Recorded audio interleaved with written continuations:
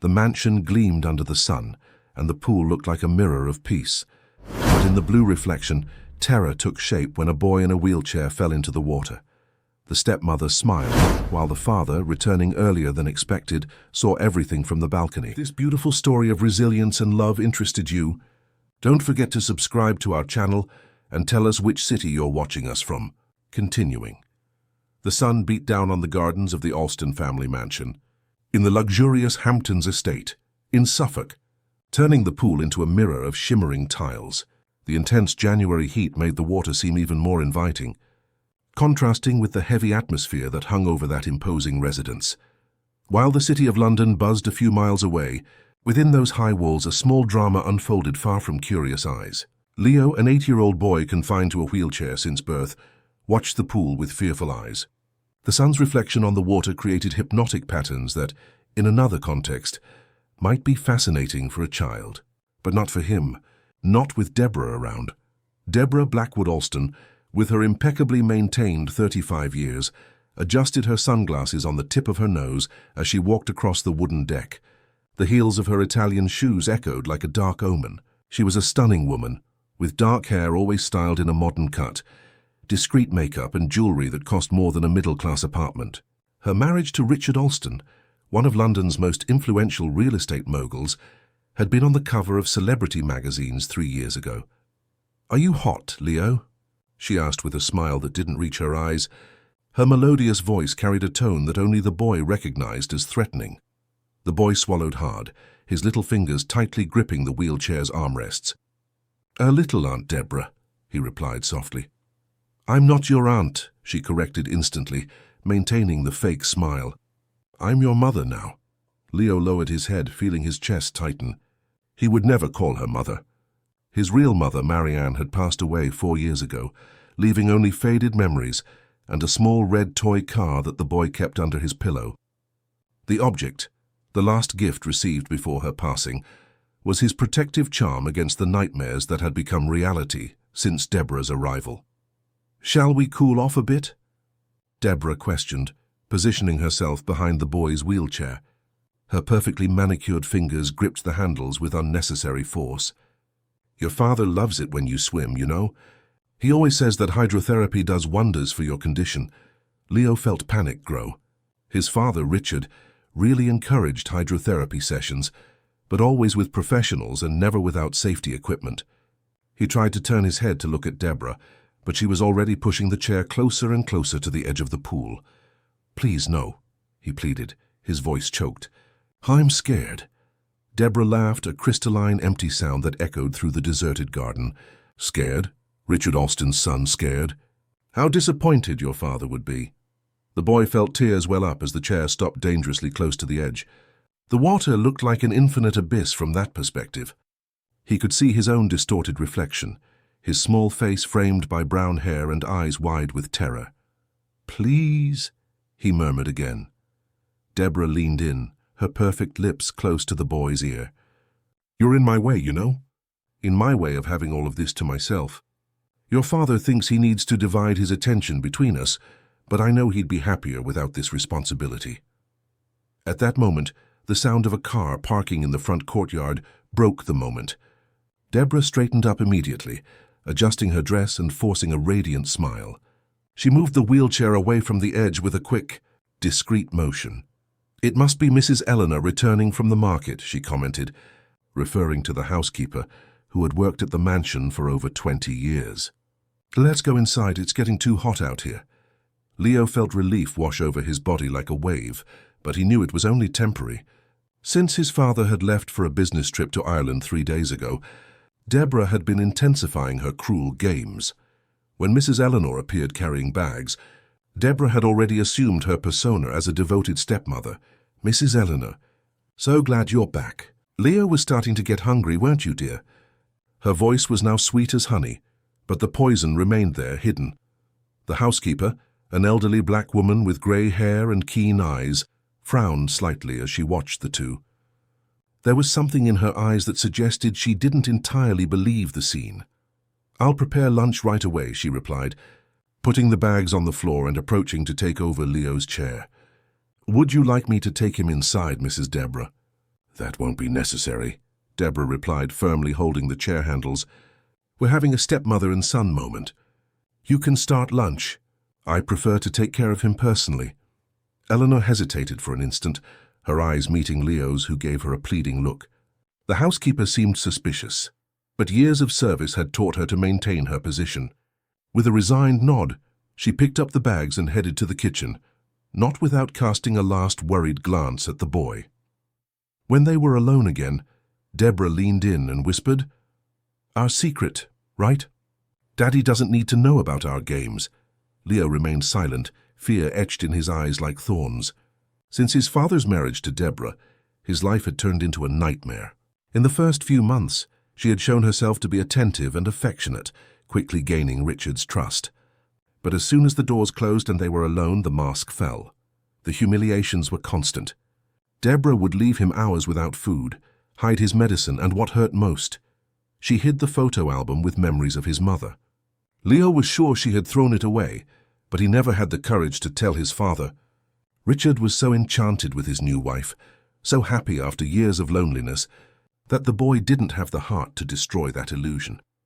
During lunch, served in the spacious dining room overlooking the gardens, Deborah maintained the charade impeccably. She told stories, asked about school, smiled, and affectionately touched Leo's hair when Eleanor passed by.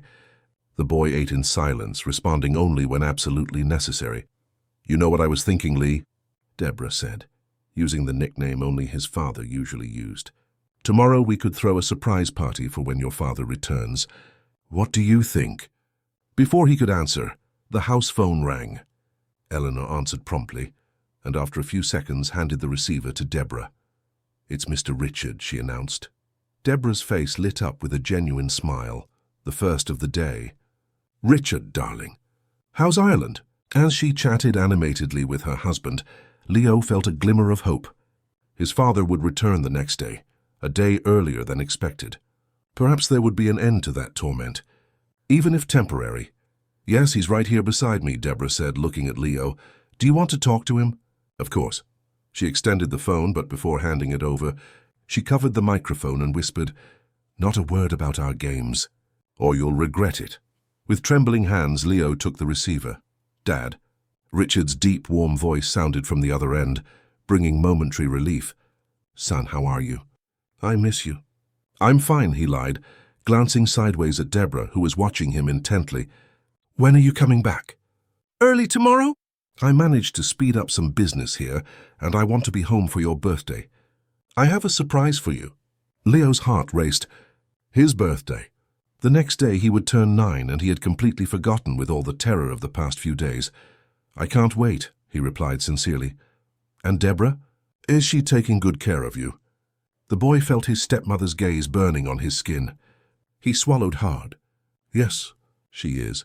Great. You two are the most important people in my life.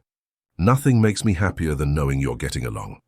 When the call ended and Leo returned the phone, he noticed something different in Deborah's gaze. There was a new anxiety there, a nervousness that didn't match her usual calculated coldness. Your father's coming tomorrow, she said, more to herself than to the boy. We need to prepare. The rest of the day passed with Deborah being strangely distant. She made a few calls, spoke privately with someone on the phone, and left Leo in Eleanor's care during the afternoon. The boy, though relieved by the respite from psychological torture, felt that something was coming. The calm before the storm. As night fell over the Hamptons, Leo was put to bed earlier than usual. From his bedroom window, he could see the pool lights reflecting on the now dark water. The same scene that hours earlier had been the stage for his terror now seemed even more menacing under the cloak of night.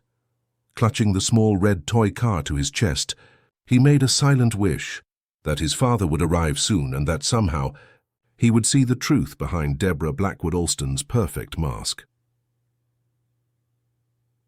Chapter 2. Masks Fall. The morning dawned bright over London. The sky was clear, without a single cloud to alleviate the heat that promised to be intense. At the Alston mansion, Leo woke to the sound of movement. Altered voices, hurried footsteps, and the clinking of dishes indicated unusual agitation for that hour. He sat up in bed with difficulty, rubbing his eyes still heavy with sleep. It took him a few seconds to remember that today was his birthday, and more importantly, the day of his father's return. Her small smile formed on his lips, the first in days. The bedroom door opened suddenly, revealing Deborah impeccably dressed in a navy blue dress that accentuated her silhouette. Her hair was tied in an elegant bun, and her makeup, though light, highlighted her features. It was the kind of look she reserved only for Richard. "Good morning, birthday boy," she said with a false sweetness, approaching the bed. "We have a lot to do today. Your father arrives in a few hours, and I want everything to be perfect." The word perfect sounded like a veiled threat. Leo knew that tone well. "Mrs. Eleanor will help you get ready," Deborah continued, walking to the closet and carefully selecting an outfit. "I want you to wear this. It's new. I bought it especially for the occasion." She held out a shirt and shorts set that Leo had never seen before. Expensive clothes from brands his father used to buy on his international trips. "Thank you," he murmured, not truly feeling gratitude. Deborah approached again, sitting on the edge of the bed. For an instant her face took on an almost gentle expression, which frightened Leo even more than her usual coldness. "Leo, today is a special day. Your father is coming back and it's your birthday. Let's make a deal, okay? You'll smile. You'll show your father how happy we are together, how we form a perfect family. In return, I promise to be less strict with you." The boy watched her in silence, unable to trust any word that came from those perfectly painted lips. Since Deborah entered their lives, he had learned that promises were just empty words. "What do you say?" she insisted, lightly squeezing his arm. "All right," Leo replied, knowing he had no choice. A satisfied smile formed on her face. "Great, and remember, not a word about our little disagreements. Your father doesn't need to worry about unimportant details, does he?" Before he could answer, the door opened again and Mrs. Eleanor entered carrying a breakfast tray. The housekeeper cast a suspicious glance at Deborah, but her expression softened when she saw Leo. "Good morning, my young man," she said with genuine affection. "Happy birthday. I prepared your favorite breakfast." Deborah immediately stood up, resuming her controlled posture. "Eleanor, after Leo finishes breakfast, help him get dressed. I want him to be ready when Richard arrives. And don't forget to prepare the chocolate truffles we discussed. You know how Richard loves homemade sweets." Her tone was polite but authoritative. "Yes, ma'am," Eleanor replied with a slight nod, though her eyes retained that glint of suspicion. When Deborah left, closing the door behind her, the housekeeper sighed and approached Leo. "How are you, my child?" she asked in a low voice, helping him sit up better in bed and placing the tray on his lap. Leo looked at the door, making sure Deborah couldn't hear them. "I'm fine, Eleanor," he lied, attacking the chocolate syrup pancakes the housekeeper had prepared especially for him. Eleanor watched him for a few seconds, as if searching in the boy's eyes for the truth his words concealed. She had worked for the Alston family since before Leo's birth and had helped raise the boy, especially after Marianne's passing. She knew every expression, every small gesture of the boy. "Your father is arriving today," she commented, adjusting the pillows. "He must be anxious." "Very," Leo replied now sincerely. "I missed him." "He missed you too, I'm sure," Eleanor said, lightly stroking the boy's hair. She hesitated for a moment, as if wanting to say something more but reconsidered. "Finish your breakfast. I'll get your chair." As the housekeeper left the room, Leo looked out the window. The blue sky seemed a promise that good things could happen that day. His father would be back. He would be safe, at least temporarily. An hour later, already dressed and in the living room, Leo heard Deborah giving orders to the staff who had been hired for the small celebration. Decorators adjusted flower arrangements, waiters organized an appetizer table, and a pastry chef finalized the last details of an elaborate cake. More to the left, Deborah instructed a decorator who was adjusting a banner that read, "Happy Birthday, Leo." Perfect. Now the balloons should be grouped in the corner, not so spread out. It was surreal to watch her in that role of dedicated hostess. To any external observer, Deborah would be the perfect image of a loving stepmother, concerned with every detail of her stepson's birthday party. No one would imagine that, just 24 hours earlier, she had terrorized him at the edge of the pool. Suddenly, the sound of a car entering the property interrupted the preparations. Deborah froze for a second, then a radiant smile formed on her face. "It's him!" she exclaimed. hurrying to check her appearance in the entrance mirror. She quickly adjusted her dress and positioned herself strategically next to Leo. "Remember our agreement," she whispered, without losing her smile. When the main door opened, Richard Alston entered with his imposing presence. Tall, with graying hair at his temples that gave him a distinguished air, wearing an impeccable suit even after hours of flight, he was the personification of success. His eyes, however, had the same kindness as Leo's. It was the trait they shared in addition to their undeniable physical resemblance. "Surprise!" Deborah exclaimed, opening her arms. "Welcome back, darling." Richard smiled broadly, putting his briefcase on the floor to hug his wife. "What a wonderful reception," he commented, kissing her lightly on the lips before turning his attention to Leo. His eyes lit up when he saw his son. "My birthday boy." Crouching down to be at the height of the wheelchair, he hugged the boy tightly. 9 years old. "How you've grown!" Leo felt tears well up in the corner of his eyes as he clung to his father. His embrace was the only place where he felt truly safe. "I missed you, Dad," he murmured against Richard's shoulder. "Me too, son." Richard pulled back a little to look him in the eyes. "But I brought something special for you. It's in the car." Turning to one of the staff, he asked him to fetch a package from the trunk. While they waited, Richard stood up, hugging Deborah by the waist. "You both look great," he commented, looking from one to the other with visible satisfaction. "It seems you got along well in my absence." Deborah rested her head on her husband's shoulder. "Wonderfully well." "Didn't we, Leo?" The boy swallowed hard, remembering the agreement. "Ah, yes, Dad, we had a lot of fun." Richard seemed delighted with that answer. For him, nothing was more important than the harmony between his son and his new wife. Since marrying Deborah, he had lived in the hope that she could fill the void left by Marianne in Leo's life. The employee returned with a large box wrapped in colorful paper. Richard took it and personally handed it to his son. "Happy birthday, champ.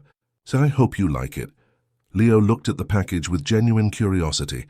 He carefully tore the paper, revealing a box for a remote control boat, exactly like the one he had mentioned wanting months before in a casual conversation during dinner. "A boat!" he exclaimed with real enthusiasm. "Thank you, Dad." Richard smiled, pleased with the reaction. "I thought we could test it in the pool this afternoon." "What do you think?" Hearing the mention of the pool, Leo felt a shiver run down his spine. His gaze instinctively sought Deborah, who maintained her perfect smile, though her eyes had narrowed slightly. That would be great," he replied, trying to hide the tremor in his voice. "What a wonderful idea," Deborah interjected, caressing her husband's face. "Leo has been spending quite a bit of time in the pool lately. We even played there yesterday, didn't we, dear?" The boy's heart pounded. Her words contained a veiled threat that only he could understand. Deborah was rewriting history, transforming a moment of terror into a pleasant memory. "Yes," he murmured, lowering his eyes to the toy boat. Richard didn't notice his son's discomfort, too enthusiastic about the idea of spending the afternoon with his family. "Perfect. But first, let's celebrate with that cake that looks delicious." The small celebration proceeded like a well-rehearsed play. Leo blew out the candles, made a silent wish for protection, and received congratulations from those present. Deborah remained by Richard's side the entire time, the perfect image of a devoted wife and stepmother.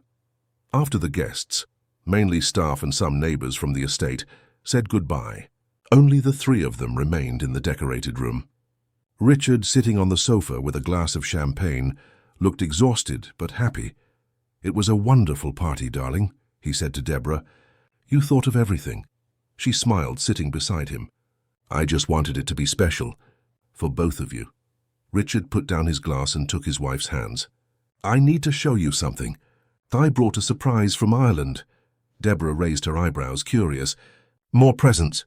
"Not exactly," Richard replied, getting up to retrieve his briefcase. "It's more news. A change for our family." Leo watched his father open the briefcase and take out some documents. His heart pounded, not knowing what to expect. "Remember, I went to Ireland to expand the business," Richard began, arranging the papers on the coffee table. "Well, I achieved much more than that. I closed the partnership with the Irish group and—" He paused dramatically, looking at Deborah and then at Leo. "We're moving to Dublin for a year." The silence that followed was absolute. Leo felt a confused mix of emotions, fear of the unknown, but also relief at leaving that house that had become a prison. Deborah was the first to react. Dublin? Her voice had a strange tone, as if she were rapidly processing the impact of that news on her plans. For an entire year? Yes, Richard confirmed, too enthusiastic to notice his wife's discomfort. I secured an incredible partnership with a real estate investment group there. We're going to develop a joint project, and I'll need to be present throughout the initial phase. He knelt before Leo. You'll love it, son. I've already researched international schools with excellent inclusion programs, and there's a fantastic rehabilitation center near the apartment I've rented. We can go to the beach on weekends, and there are so many historical places to visit. The boy nodded, still processing the information. Ireland, an entire ocean away from the Hamptons, from the pool, from Deborah's games. When are we going? He asked, trying to contain the hope in his voice. In 3 weeks, Richard replied. I've already started the preparations. It will be a great adventure for our family. Leo looked at Deborah.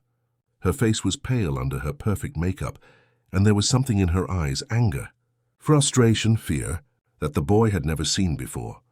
For the first time since he had known her, Deborah Blackwood Alston seemed genuinely destabilized. 3 weeks is too little time to organize an international move, she finally said, her voice controlled but tense. Richard stood up and sat beside her again.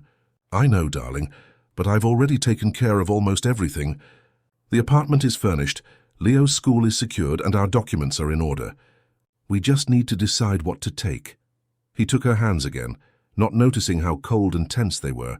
Think of it as a second honeymoon, but with the bonus of having Leo with us, a chance for us to strengthen our family bonds even more. Leo watched the scene intently. Deborah's mask was cracking, and for the first time, he could clearly see what lay beneath: desperation.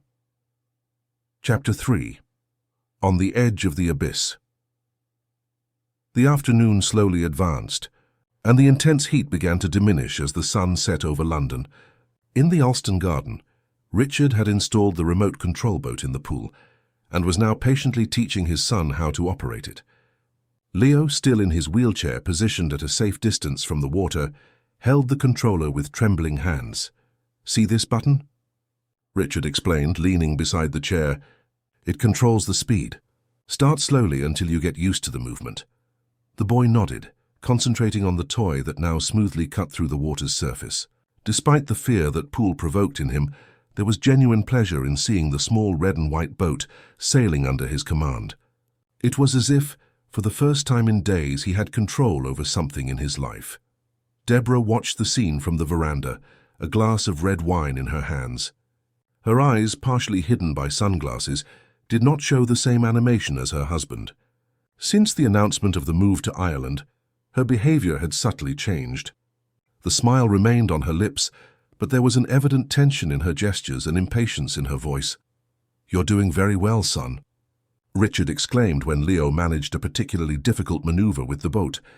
You have a talent for this. The boy's smile was genuine.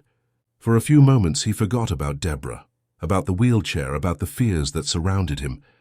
He was just a boy playing with his father and his new toy. Darling, Deborah called from the veranda, her voice falsely sweet. Can I speak with you for a moment? Richard nodded, placing a hand on Leo's shoulder. Keep practicing. I'll be back in a minute.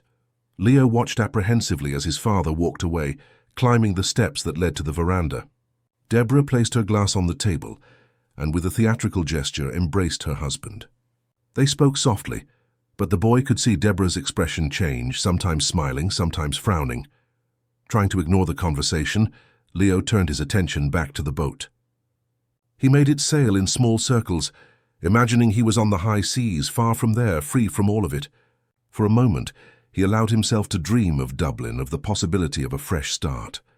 However, his thoughts were interrupted by the sound of his cell phone. He had received a text message. Reaching for the device in his shorts pocket, Leo saw that it was from his school friend, Luke. Happy birthday. Is there school tomorrow? I want to give you your present. Reading that simple and genuine message, Leo felt a pang in his chest. He had completely forgotten about school, about his friends, about his normal life outside that mansion. The idea of returning to classes the next day, of being among people who really cared about him, gave him a spark of hope. "Thanks." "Yes, I'll be there." "My dad came back from his trip today." It was a simple answer, but loaded with meaning. My dad came back from his trip today, a declaration of safety, however temporary. When he looked up from his phone, he noticed that Richard was returning alone. His face, previously relaxed and happy, now wore a thoughtful expression. He sat on the lounge chair next to Leo's chair and remained silent for a few moments, watching the boat that now floated motionless in the water. "Is everything okay, Dad?" Leo asked, unable to contain his concern. Richard smiled, but it was a different, more subdued smile. "Yes, son. I'm just a little tired from the trip." He paused, as if carefully choosing his next words. "Deborah is worried about the move to Ireland. She thinks it's too sudden." Leo's heart raced. Did you argue?" No, Richard hastened to reply, placing his hand over his son's. "We just talked. She has valid reasons to be apprehensive. After all, it's a big change for all of us. But we're still going, right?" The boy's voice came out more anxious than he intended. Richard watched him with curiosity. "Yes, we're still going. Why? Are you excited about the idea?" Leo hesitated, unsure how much he could reveal without breaking the image of a happy family his father valued so much. "I think it would be different, an adventure, like you said." Something in his son's answer made Richard frown slightly. For a brief instant, he seemed to look beyond the boy's forced smile, as if trying to decipher what was not being said. "Leo," he began, his tone now more serious, "are you happy here? With Deborah, I mean." The unexpected question caught the boy by surprise. It was the first time his father had directly questioned his relationship with his stepmother. A storm of emotions swept over Leo, fear, hope, doubt. Would this be his chance to tell everything? He opened his mouth to answer, but the words caught in his throat.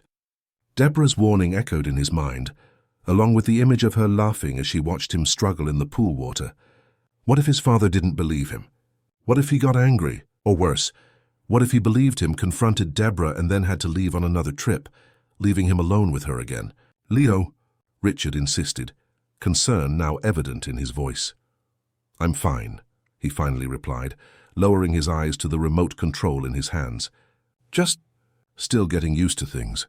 Richard sighed, seemingly accepting the answer, though something in his gaze suggested he wasn't entirely convinced.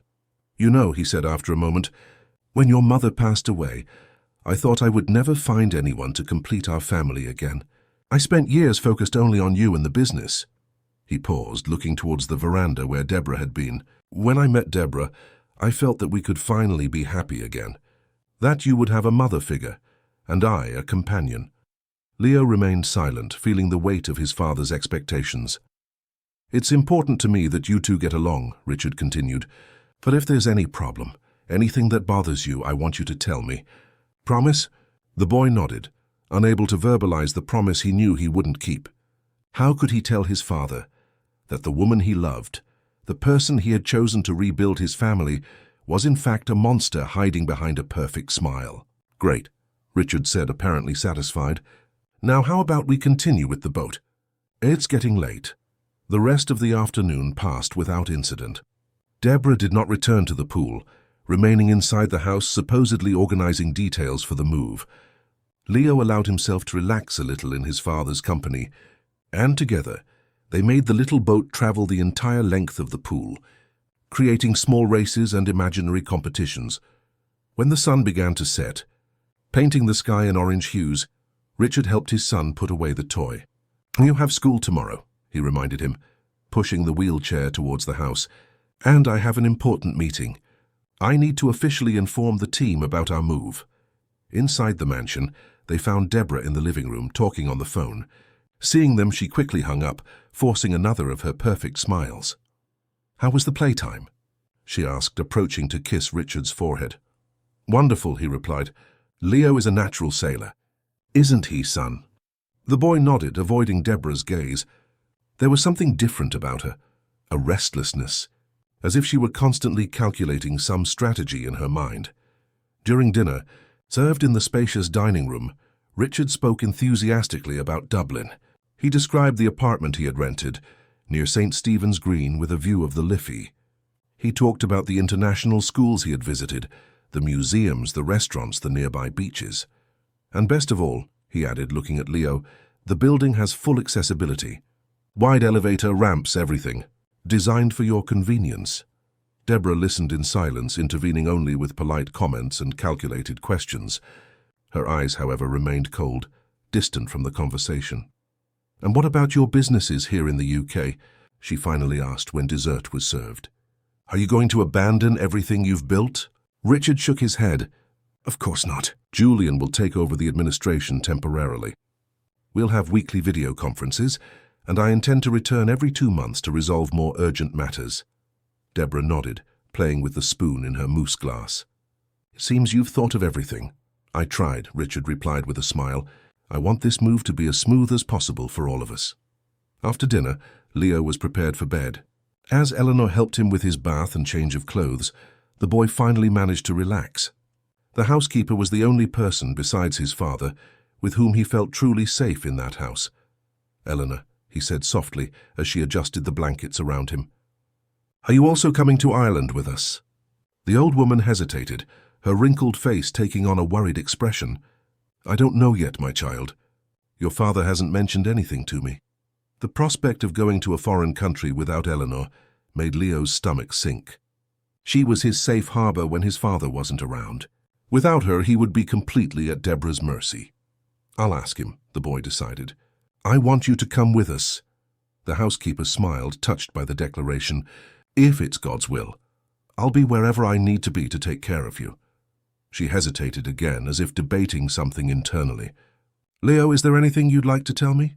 "About Mrs. Deborah, perhaps?" The boy's heart raced. Could it be that Eleanor had noticed? That someone finally saw through Deborah's perfect mask?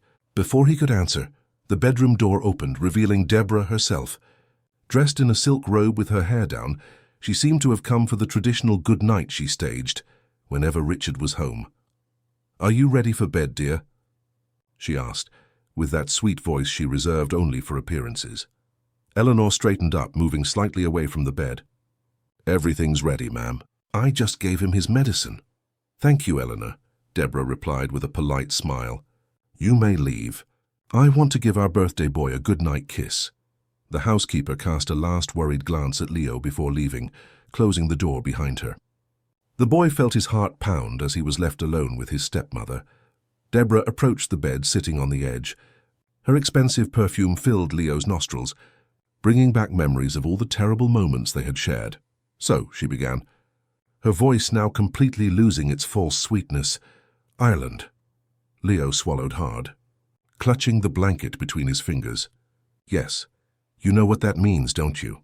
Her tone was calm, calculated, like that of a predator observing its prey. "It means our time together here is ending." The boy didn't answer, unsure where the conversation was going. "Your father seems very excited about this move," Deborah continued. "It's so typical of him. Always looking for new challenges, new conquests." She paused, tucking a strand of hair behind her ear. "But he doesn't think about the consequences." "Consequences?" Leo repeated, his voice almost a whisper. Deborah smiled, a cold smile that didn't reach her eyes. "Dublin is a beautiful city, Leo. Full of hills, stairs, cobblestone streets. Not very friendly for someone in your condition, don't you think?" The cruel comment hit Leo like a slap. It was another reminder of how Deborah viewed his disability, not as a condition that required adaptation, but as a weakness to be exploited. "My father said the apartment has accessibility," he replied, trying to keep his voice firm. "Oh, yes, the apartment," Deborah agreed with false sweetness. "But what about the rest of the city? The schools? The places you plan to visit? Has your father really considered how difficult it will be for him to take care of you alone in a foreign country?" The insinuation was clear. She expected to be left behind, free from both Leo and the responsibilities of being his stepmother, while maintaining access to Richard's wealth. "He won't be alone," Leo replied with a courage he didn't know he possessed. "I'll be there, and Eleanor too." The mention of the housekeeper made Deborah's smile falter for an instant. "Eleanor?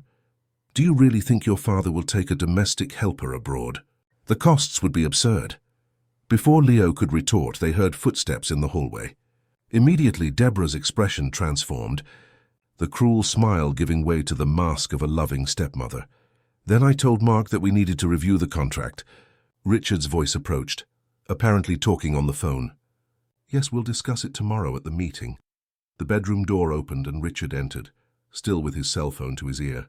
Seeing Deborah and Leo, he smiled and gestured that he would finish the call in an instant. I need to hang up now, Mark. My family is waiting for me. See you tomorrow.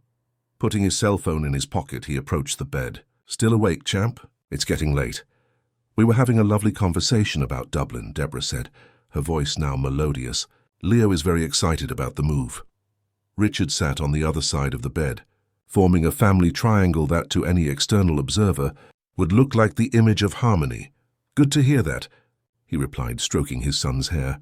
It's going to be a great adventure for all of us. The all of us hung in the air like an unasked question. Deborah smiled, intertwining her fingers with Richard's over Leo's body. Of course, darling, she agreed, her voice sweet as poison. I can't wait for us to start. Chapter 4. Voices of Silence. The next morning dawned grey, with heavy clouds that promised one of London's typical summer rains. In the Alston mansion, Leo was awakened by the soft sound of Eleanor entering his room. Good morning, my child, the housekeeper said, opening the curtains to reveal the overcast sky. Time to get ready for school. Leo rubbed his eyes, feeling his body heavy after a restless night's sleep. He had dreamed of Dublin, of steep, slippery streets where his wheelchair slid uncontrollably towards the sea. In the dream, Deborah watched him from the top of a hill, laughing, while his father searched for him in vain in narrow, inaccessible alleys. Is it raining? He asked, trying to push away the disturbing images from his mind. Not yet, but it shouldn't be long, Eleanor replied, already separating the boy's school uniform. The driver will take you today. Your father asked me to tell you he left early for the meeting at the company. The mention of his father brought back memories of the previous night, the strange conversation with Deborah, interrupted by Richard's arrival. Throughout the interaction, Leo had felt something odd in the air, as if he were watching a play where all the actors knew their roles except him. And Mrs. Deborah? He asked, trying to sound casual. Eleanor paused almost imperceptibly before answering. She left even earlier, said she had engagements, and this was unusual. Deborah rarely went out in the mornings, preferring to spend the hours before lunch tending to her appearance, exercise sessions with her private personal trainer, beauty treatments at home, endless calls with her equally wealthy and idle friends. What engagements? Leo insisted, as Eleanor helped him sit up in bed to begin the process of changing clothes. The housekeeper shrugged. She didn't say, my child. She just asked me to tell your father she would be back for lunch. As he prepared for school, Leo felt a momentary relief. An entire day away from Deborah, first at school, then at home, but without her threatening presence, seemed like a small miracle. The journey to the private school in Kensington, one of London's most expensive and exclusive, was smooth. The rain began to fall as the family car entered the institution's gates, and John, the driver, helped Leo out, protecting him with an umbrella as he led him to the covered entrance. Have a good day, Leo, John said with a genuine smile. I'll pick you up at the usual time. The boy thanked him and watched the driver return to the car. John was another of the few adults in his life whom he genuinely liked. He was always kind, told funny stories during the trips, and, most importantly, treated him with dignity, not pity. Upon entering the school, Leo was greeted by Marissa, the inclusion assistant assigned to accompany him. She was a young woman in her 20s, a pedagogy student with an easy smile and infinite patience. Good morning, belated birthday boy, she exclaimed, crouching down to be at his eye level. How was the party yesterday? Did your father come back from his trip? The boy smiled, feeling instantly lighter in the school environment. It was cool. My dad gave me a remote control boat. Wow, that's awesome. I bet you're already an expert navigator. Marissa began pushing his chair towards the classroom. Your friends are eager to see you. Luke brought a present. The school day passed with the normalcy Leo so appreciated. In the classroom, he was treated like any other student. Challenged, praised, corrected, without the looks of pity or the false sweetness he so detested in Deborah. During break time, Luke gave him his present, a book about famous ships, coincidentally matching the boat his father had given him. "I thought you'd like it," his friend explained, sitting next to Leo in the covered courtyard. As they shared a packet of biscuits, "My uncle is a sailor and said this is a very good book." Leo flipped through the colorful pages, admiring the detailed images of historical vessels, from ancient Egyptian ships to modern aircraft carriers. "It's amazing, Luke, thank you very much." His friend smiled, satisfied. "So your dad's back? You said he was traveling." "Yes, he came back yesterday and—" Leo hesitated, unsure if he should share the news of the move. He decided to tell. After all, it would be a big change in his life. "We're moving to Dublin. For a year." Luke's face transformed into a mixture of surprise and disappointment. "Dublin?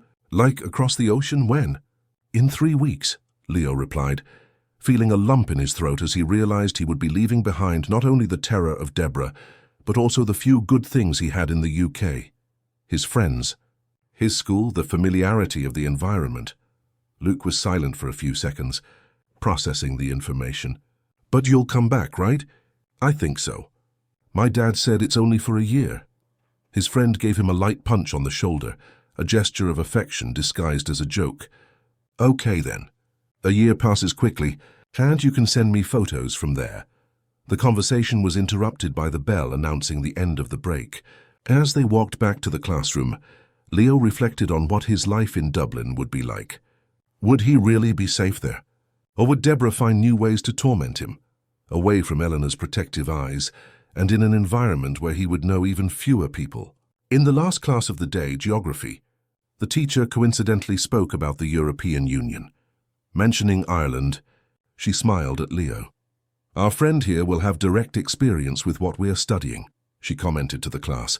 "Leo and his family are moving to Dublin soon." His classmates reacted with a mixture of admiration and envy. To them, living in Europe seemed like a grand adventure. No one noticed the conflicted expression on the boy's face. When the school day ended and John arrived to pick him up, the rain had intensified. London's sky was almost black, and lightning cut through the clouds at irregular intervals. "Strong storm today," the driver commented, helping him into the car.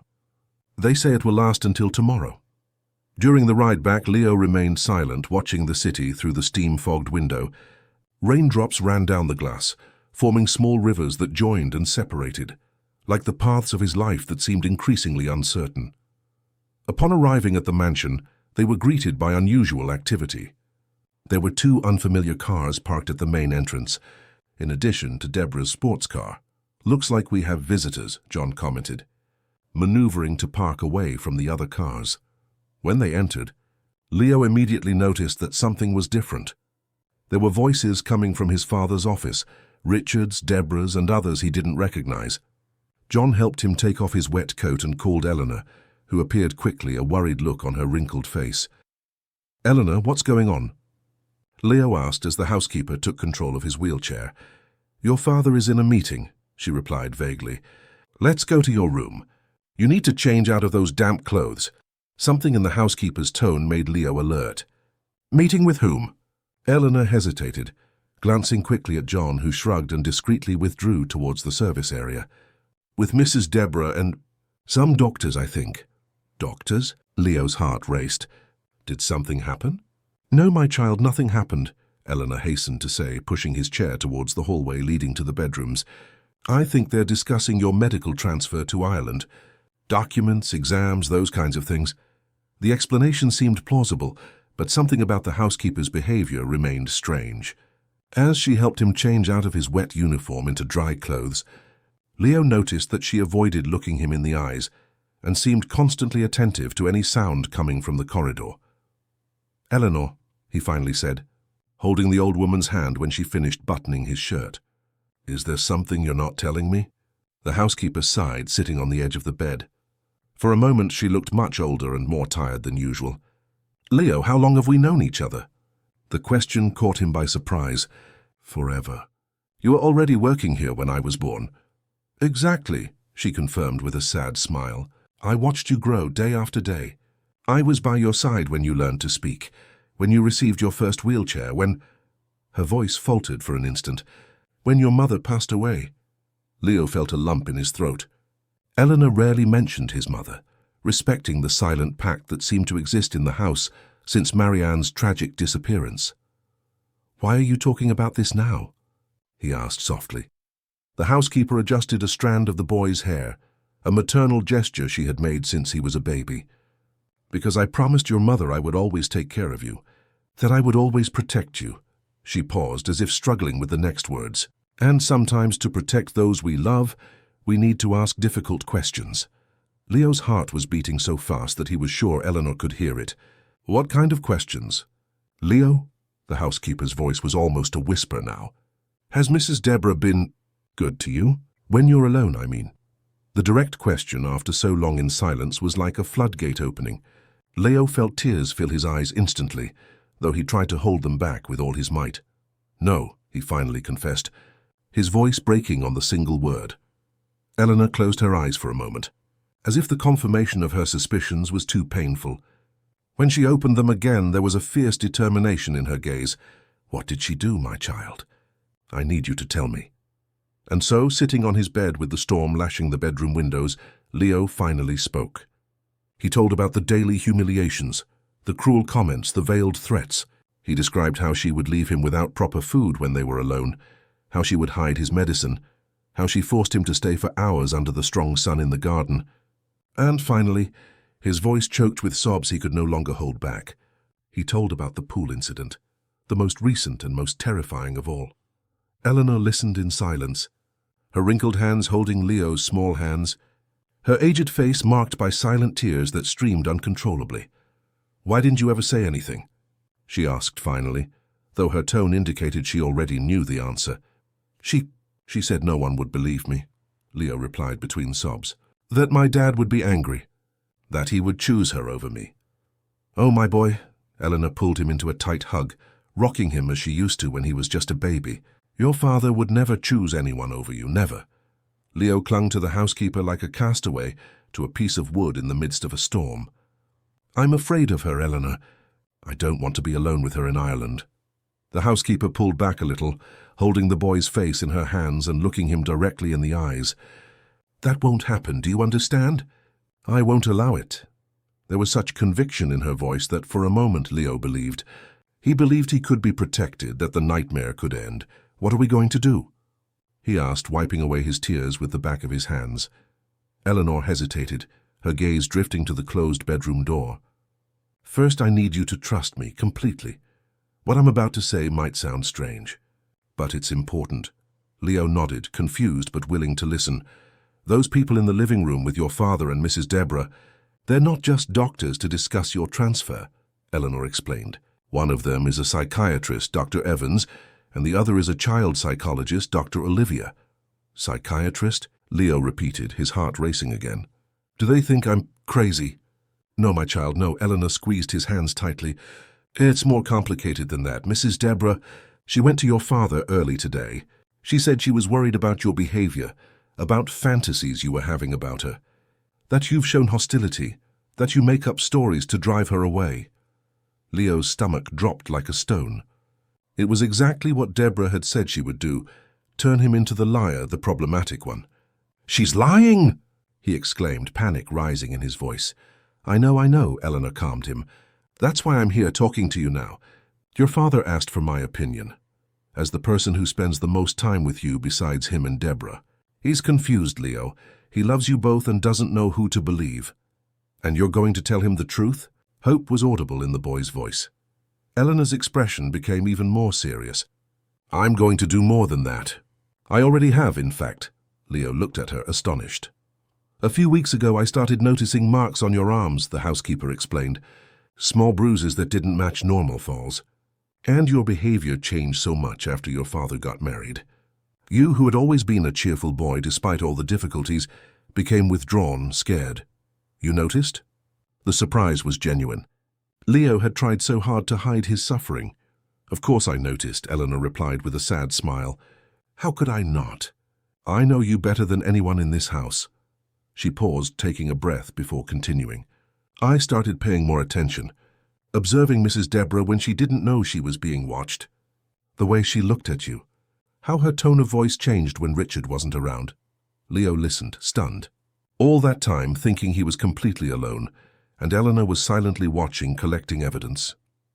2 weeks ago, I installed something on my phone, the housekeeper continued. An app that records audio.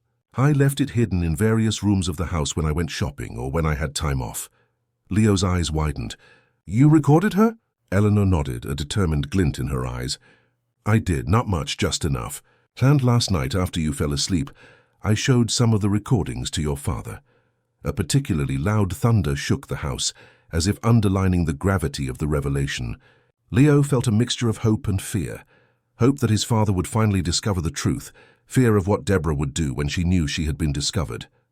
How did he react? He asked in a faint voice. He was devastated, Eleanor replied sincerely. He didn't want to believe it. He asked to listen several times. Then he stayed awake all night, walking around the house like a ghost. And this morning? This morning he confronted Mrs. Deborah, the housekeeper explained. She denied everything, of course. She said the recordings were out of context, that I had manipulated them out of jealousy, wanting to keep my place in the family. Then she counterattacked, saying that you have emotional problems, that you make up stories, that you need psychiatric help.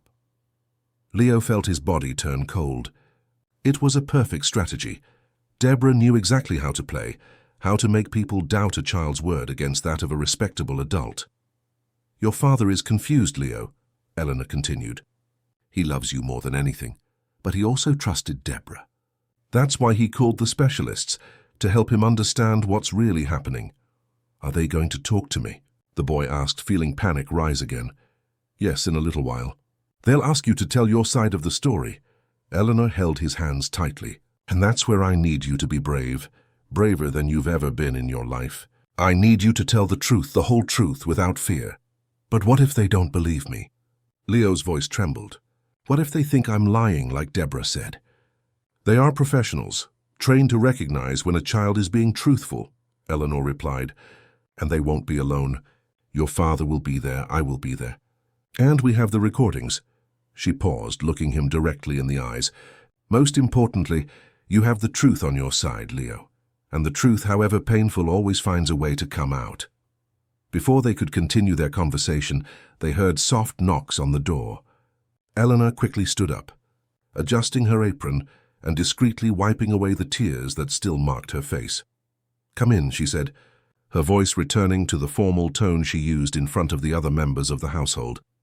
The door opened, revealing Richard. His normally confident and relaxed face seemed to have aged years in just one day.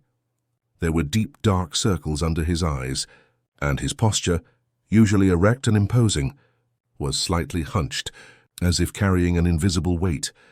Dad, Leo murmured, feeling his heart ache at the sight of the man he so admired. Richard forced a smile that didn't reach his eyes. Hi, son. How was school today? The mundane question, so disconnected from the gravity of the situation, almost made Leo laugh hysterically. Instead, he just shrugged. Normal, Richard nodded, glancing at Eleanor. Thank you for taking care of him, Eleanor. Can you give us a minute? The housekeeper hesitated for an instant, looking at Leo as if asking for permission to leave him. The boy nodded slightly and she left, closing the door silently behind her. Richard walked around the room, stopping by the window to watch the storm that continued outside. For a few moments, only the sound of the rain filled the room. Finally, he turned, facing his son with an expression Leo had never seen before. A mixture of pain, confusion, and determination. Leo, he began, his voice hoarse as if he had been shouting for hours. We need to talk about something important. Chapter 5. Submerged Truths. The silence that followed Richard's words seemed to weigh tons in the small room. Leo watched his father, trying to decipher the complexity of emotions that crossed his face. The businessman had always been a man of firm decisions, quick resolutions, and unwavering confidence. Seeing him like this, hesitant, hurt, almost fragile, was disconcerting. Eleanor showed me some recordings, Richard began, carefully choosing each word. And Deborah told me her version of events this morning. Now I need to hear yours, son. The truth directly from you. Leo felt his heart pound erratically. This was the moment he both feared and longed for. The opportunity to finally speak, to be heard, to break the cycle of silent abuse he had been enduring. I'm scared. he confessed, his voice no more than a whisper. Richard approached, kneeling before the wheelchair to be at his son's eye level. His large, secure hands held the boy's small hands. "I know you are, and it breaks my heart," he said, his voice choked. "You should never be afraid in your own home with your own family. But I need you to be brave now, Leo. I need to understand what's really going on." The boy took a deep breath, trying to organize his thoughts. Where to begin? There were so many incidents, so many moments of terror disguised as normalcy. "Deborah, she's not what she seems," he began timidly. "When you're not looking, when we're alone, she changes. She becomes different." Richard nodded, encouraging him to continue. "She says things, mean things about me, about my wheelchair. She says I'm a burden, that you'd be happier without having to take care of me." The words now came out more easily, like a dam finally breaking. "When you travel, she leaves me without proper food, hides my medicine, forces me to stay in the sun for hours." Richard's face contorted with each new revelation, but he didn't interrupt, allowing his son to say everything he needed to. "And the day before yesterday," Leo hesitated, the memory still fresh and painful. "When you were in Ireland, she took me near the pool. She said I needed to learn to swim by myself." His voice faltered. "She pushed my chair to the edge and almost let me fall. She kept laughing while I begged her to stop." Tears now streamed freely down both father and son's faces. Richard seemed torn between anger, guilt, and pain. "Why didn't you tell me sooner?" he asked, his voice barely a whisper. "She said no one would believe me," Leo replied, repeating the words he had already told Eleanor. "That you'd be angry, that you'd send me away." She said it was her word against mine, and that everyone would believe her because she's an adult and I'm just a boy in a wheelchair. Something changed in Richard's gaze. The doubt that still lingered gave way to absolute conviction. He pulled his son into a tight hug, as if trying to retroactively protect him from all the harm he had already suffered. "I believe you," he murmured against the boy's hair. "I believe every word." They remained like that for a few minutes, embracing in silence while the rain continued to fall outside. Finally, Richard pulled back, wiping away his tears with the back of his hands in a gesture that closely resembled Leo's. "There are two people here who would like to speak with you," he explained, regaining some composure. "They are doctors, but not the kind you're used to. They help people deal with difficult emotions, with situations like what you're going through." "The psychologists Eleanor mentioned?" Richard seemed surprised for an instant, but nodded. "Yes, exactly. They want to hear your story too, so we can decide the best next steps. Would you feel comfortable talking to them? I'll be by your side the whole time." Leo thought for a moment. The idea of reliving everything again, of exposing his wounds to strangers, was frightening. But if it meant the end of the nightmare, it would be worth it. "Where is Deborah?" he asked, fear still evident in his voice. "She's in the living room with them," Richard replied honestly. "But if you prefer, we can ask her to leave during your conversation." Leo nodded vigorously. "Please. I don't want her here." "All right," Richard agreed, lightly squeezing his son's shoulder. "I'll arrange that." He stood up, walking to the door, but before leaving, he turned one last time. "Leo, I want you to know one thing. No matter what happens from now on, you are the most important person in my life. Always have been, always will be. And I will protect you no matter the cost." With those words, he left, leaving Leo alone with his thoughts for a few minutes. The boy looked out the window, watching the storm that was now beginning to subside. He felt strangely calm, as if an enormous weight had been lifted from his shoulders. For the first time in a long time, there was hope. The door opened again, revealing his father accompanied by two people, a middle-aged man with grey hair and round glasses, and a younger woman with curly hair tied in a bun and a gentle smile, Leo. "These are Dr. Evans and Dr. Olivia," Richard introduced. "As I promised, Deborah is not here." The specialists approached with respectful distance without invading the boy's personal space. The woman was the first to speak. "Hello, Leo, I'm Dr. Louise Olivia, a psychologist specializing in children and adolescents." She introduced herself with a soft voice and no trace of the condescending tone adults often used with children. "Your father told us that you've been going through difficult times. We're here to listen and help. We're not here to judge or question what you say," Dr. Evans added, sitting in a nearby chair. "We just want to understand what happened so we can help your family resolve this situation." Leo looked at his father, who nodded encouragingly, sitting beside his wheelchair and placing a protective hand on his shoulder. "You can tell it your way, in your time," Dr. Olivia said, taking a small recorder from her bag. "If it's okay with you, we'd like to record our conversation so we don't forget any important details." "May we?" Leo agreed with a nod. And so, for the second time that day, he narrated his story. His father's marriage to Deborah, her gradual change in behavior, the humiliations, the growing fear, and finally, the pool incident. This time, however, he included details he had omitted even from Eleanor. Small incidents that, in isolation, might seem insignificant, but together formed a clear pattern of abuse. The specialists listened without interrupting, only occasionally asking questions to clarify a point or ask for more details about a specific incident. Richard remained by his side, his expression alternating between pain, guilt, and determination. When Leo finished, he felt emotionally exhausted but also strangely at peace. It was as if he was freeing himself from a toxic secret he had been carrying for too long. "Thank you for sharing that with us, Leo," Dr. Olivia said, turning off the recorder. "I know it wasn't easy. You were very brave. What happens now?" the boy asked, looking at the three adults. The specialists exchanged glances, and Dr. Evans spoke. "Now we're going to talk to your father privately for a few minutes. Then we'll talk again all together to discuss the next steps. Will Deborah be there?" Fear was evident in his voice. "Not if you don't want her to," the psychologist assured him. "This meeting will be just the three of us and your father." Leo nodded, relaxing a little. "We'll be back soon," Richard promised, gently squeezing his son's shoulder before leaving with the specialists.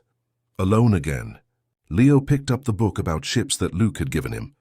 He leafed through the colorful pages, trying to distract himself while he waited. He was studying the detailed image of a Viking ship when he heard altered voices coming from the corridor. They were too distant for him to distinguish the words, but he recognized the timbre. Deborah was arguing with someone, probably his father. The boy's heart raced. What was happening? Had his father confronted Deborah with the revelations? The fear that she would again manage to manipulate the situation in her favor made Leo close his eyes tightly, as if he could block out reality. Minutes later, which seemed like hours, the door opened. Richard entered alone, his face marked by a fierce determination that Leo had rarely seen.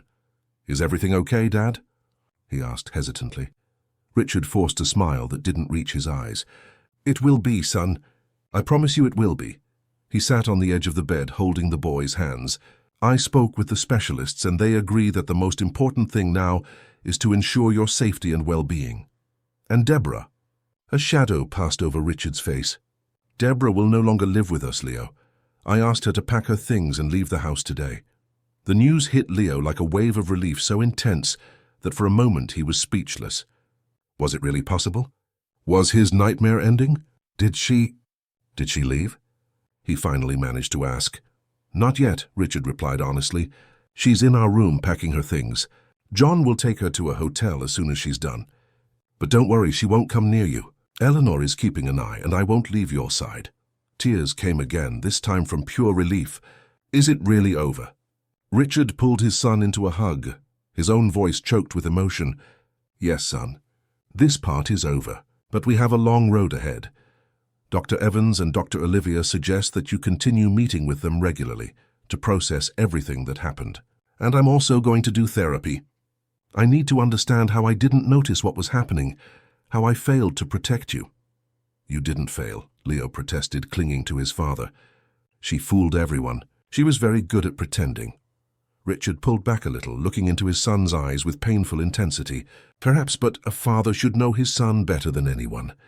I should have seen the changes in you. I should have noticed your fear. I promise I will never be so blind again." The two remained embraced for a long time, as if trying to recover all the lost time in which they had been emotionally separated by Deborah's wall of lies. "And what about Ireland?" Leo finally asked, remembering the imminent move. Richard hesitated. "I still want to go. In fact, I think now it's even more important. A new beginning, away from the bad memories of this house. But the final decision is yours. If you prefer to stay in the UK, we'll find another solution." Leo thought for a moment. The idea of Dublin, which before carried the fear of being isolated with Deborah in a foreign country, now seemed promising, new horizons, away from the scene of his suffering. "I want to go," he decided. "But, will Eleanor come with us?" Richard's smile was now genuine. "Of course she will. I've already talked to her, and she's looking forward to the adventure. She said she's never been to Europe." The prospect of having his father and Eleanor with him in Dublin made Leo smile for the first time in days. Maybe the future wasn't so scary after all. A light knock on the door interrupted the moment. Eleanor entered, her face reflecting both relief and concern. "Mr. Richard, she's finished packing. John is already waiting to take her." Richard nodded, tension returning to his face. "Thank you, Eleanor. Please stay with Leo while I sort this out." The housekeeper approached, placing herself protectively beside Leo's chair. "With pleasure, sir." Before leaving, Richard turned one last time to his son. "I'll be back soon. Then we'll all have dinner together and plan our new beginning, okay?" Leo nodded, watching his father leave with determined steps. Eleanor sat beside him, taking his small hand in hers, wrinkled by time and work. "It's ending, my child," she murmured, her eyes shining with suppressed tears. "The nightmare is ending." From the corridor, distant sounds of voices reached them, his father's controlled but firm, and Deborah's, alternating between pleas and accusations. Leo closed his eyes, concentrating on the warmth of Eleanor's hands, on the promise of better days that would come with the move to Dublin. About 20 minutes later, they heard the sound of a car starting and driving away from the mansion. Soon after, footsteps approached and Richard reappeared at the door, his face exhausted but relieved. "She's gone," he announced simply. Leo let out a sigh he didn't know he was holding. It was as if the air in the house was suddenly lighter, as if a toxic cloud had dissipated. "Forever?" he asked, still unable to completely believe it. Richard approached, kneeling again beside the wheelchair. "From our home, yes. From our lives. Almost completely. There will be legal matters to resolve, the divorce mainly. But she will not live here again, and she will never be alone with you again." "And if she tries?" The question remained incomplete, the fear still present despite the relief. "It won't happen," Richard assured firmly. "I spoke with the specialists, and they agree that there is enough evidence of abuse for us to obtain protective measures. Besides, we'll be in another country soon." Eleanor lightly squeezed the boy's shoulder. "And I'll always be close, my child. Always." Something in the housekeeper's determined tone made Leo smile. Imagining her confronting Deborah was almost comical, the grey-haired lady against the elegant socialite. But he knew deep down that Eleanor was much stronger than her appearance suggested. "How about we go down for dinner?" Richard suggested, trying to inject a little normalcy into the chaotic day. "I asked them to prepare something special." "Yes, sir," Eleanor agreed, already positioning herself behind the wheelchair.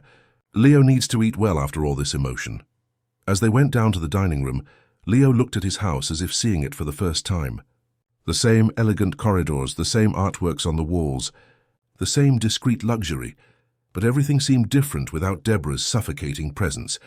At the table, meticulously set as always, there were only 3 places, one for Richard at the head, one for Leo at his right, and surprisingly, one for Eleanor at his left. "Eleanor is having dinner with us?" Leo asked, surprised. The housekeeper never sat at the main table, always having her meals in the kitchen or in her room. "From now on, yes," Richard replied with a warm smile at the old woman. "She's family, Leo, always has been, and it's high time we formally recognize that." The housekeeper's eyes shone with suppressed tears as she adjusted the napkin on her lap with dignity. "It's an honor, Mr. Richard."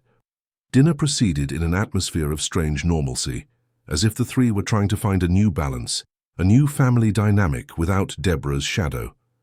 They talked about Ireland, about Leo's school in Dublin, about the apartment that awaited them. "And don't worry about accessibility," Richard assured his son. "I personally checked everything. The building has ramps, wide elevators, and the apartment has been adapted as I requested. You will have all the independence possible." The word independence sounded especially sweet to Leo. Under Deborah's reign of terror, his disability had become an even greater prison, a tool she used to control and humiliate him. The prospect of an environment that respected his needs, where he could move freely, was liberating. "When do we leave?" he asked, surprising himself with the enthusiasm in his voice. Richard and Eleanor exchanged glances, both clearly relieved to see the boy's spirits. "In 2 weeks," his father replied. "We need to speed up the move a bit. I consider it best for all of us. And school? My friends?" The prospect of saying goodbye so quickly to Luke and his other classmates was the only sad part of the plan. "I'll speak with the headmistress tomorrow," Richard assured him. "We'll organize a small farewell for you. And in Dublin, everything is already arranged with the International Irish School. They have an excellent inclusion program." After dinner, as Leo prepared for bed, with Eleanor helping him with his bath and change of clothes, he finally allowed himself to believe that the change was real, not just the move to Ireland, but the transformation in his life. The nightmare was over. Deborah was out of his house, out of control over his daily life. "Everything okay now?" Eleanor asked, adjusting the blankets around him, as she had done so many times over the years. Leo nodded, clutching the small toy car he always kept nearby, his mother's keepsake. "I think so," he replied. "I'll miss my friends, but I'm happy to be going far away from here." The housekeeper smiled, that maternal smile she always reserved for him. "Sometimes, my child, we need to leave behind what hurts us so we can heal. Dublin will be a new beginning for all of us." "Did you never suspect her?"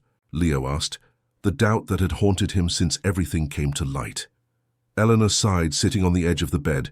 "From the beginning, there was something about her that bothered me." A cold glint in her eyes when she thought no one was looking.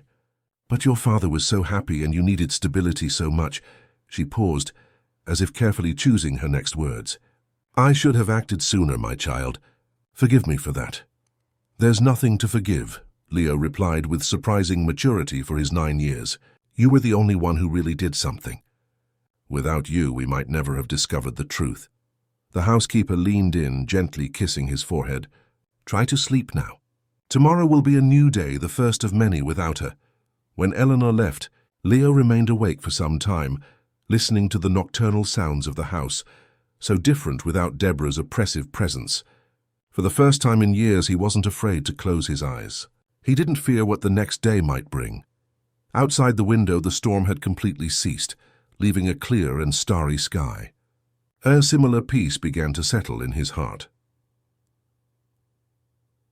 Chapter 6. Calmer Waters. The following 2 weeks passed in a whirlwind of activity. The Alston mansion, once a place of silent tension, now buzzed with preparations for the international move. Staff specially hired for the occasion circulated through the rooms, packing objects, organizing documents, and preparing everything for the long journey ahead. Leo watched everything with a mixture of excitement and anxiety. Each closed box, each covered piece of furniture, represented another step away from the nightmare he had lived with Deborah. At the same time, the imminence of departure made the separation from the few friends he had in the UK more real.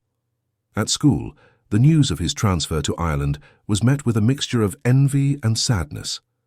The headmistress organized a small farewell ceremony, where teachers and classmates offered gifts and cards, wishing him good luck on his new journey. Luke, his best friend, gave him a pin with the British flag.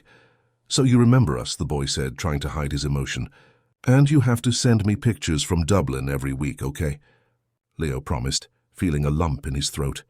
Luke had been one of the few who never treated him differently because of his wheelchair, who always included him in every possible game, adapting them when necessary so he could participate. "I'll be back in a year," he assured, holding the pin like a treasure. "And I'll tell you all about Ireland." At home, while his belongings were carefully packed, Leo received regular visits from Dr. Olivia. The therapy sessions, initially uncomfortable, became a safe space where he could process everything that had happened: Deborah's betrayal, the constant fear, the guilt of not having spoken sooner, and now, the anxiety and hope for the new life that awaited them. "It's normal to feel so many things at once," the psychologist explained during a session in the mansion garden, away from the hustle and bustle of the staff. "So you've been through a traumatic experience and are now living a big change. All these emotions are part of the healing process." Leo played with the remote control boat in the pool while they talked. The place that was once a source of terror was now being resignified, gradually, with new positive memories. "I still have nightmares," he confessed, watching the small boat sail smoothly across the crystal-clear water. I dream that I'm in Dublin, but Deborah suddenly appears. She manages to get into our house and finds me alone. Dr. Olivia nodded understandingly. These nightmares are a way for your brain to process fear, but they will diminish over time, especially when you feel truly safe in your new environment. My dad said she can't follow us, Leo commented, the fear still evident in his voice. That there's a restraining order? That's right, the psychologist confirmed. Your father obtained a protective order that prevents Deborah from approaching you or making contact. Furthermore, the Irish authorities have already been informed of the situation. You will be safe there, Leo. The assurance brought some comfort, although residual fear remained, a conditioned reflex after months of psychological abuse. Dr. Olivia had explained that it would take time for his mind to truly believe he was safe, that the defense mechanisms he had developed would not disappear overnight. Richard was also going through his own healing process. He began therapy with Dr. Evans, dealing with the overwhelming guilt of not having perceived his son's suffering, of having brought into their home the person who tormented him. At night, after Leo went to sleep, he met with Eleanor in the library, reviewing the events of recent months, trying to identify signs he had missed, moments when he could have intervened. There's no point in tormenting yourself with the past. Sir, Eleanor would say on one of those nights serving him chamomile tea. The important thing is that we now know the truth and are protecting the boy. Richard ran his hands through his graying hair at his temples, the fatigue evident on his face, prematurely aged by the recent revelations. How could I have been so blind, Eleanor? How could I not have noticed what was happening right under my nose? The housekeeper sighed, sitting across from him, a liberty she would never have taken before the recent events, but which now seemed natural, given the new family arrangement that was forming. She was very good at what she did, Mr. Richard. Manipulative, calculating. She fooled all of us to some extent. Not you, he observed with a sad smile. You always suspected her. Old woman's intuition, Eleanor replied, shrugging. Or perhaps because I saw Leo every day at all times. I noticed the small changes in his behavior, the growing fear in his eyes. The mention of his son made Richard lower his gaze, guilt again visible in his expression.